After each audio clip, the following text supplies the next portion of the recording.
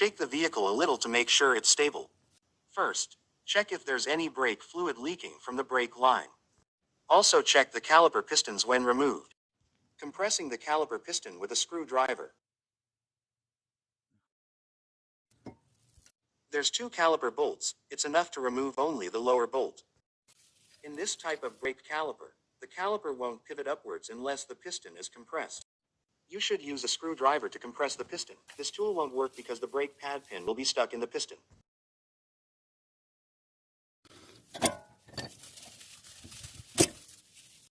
Also check the old brake pads for signs of uneven wear. If so, you might have a problem with the caliper, stuck guide pins, bad rotor, stuck caliper pistons, or others.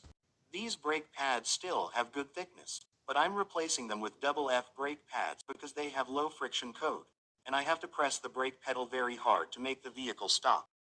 I will also upgrade the rear brake pads to double F friction code.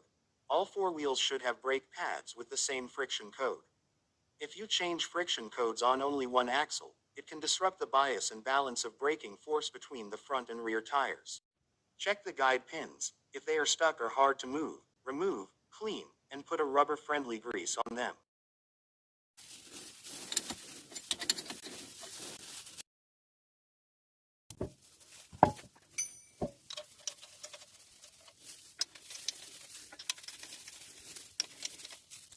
Make sure to tighten the lug nut star pattern, repeating the step several times so the wheel will be seated properly to the axle.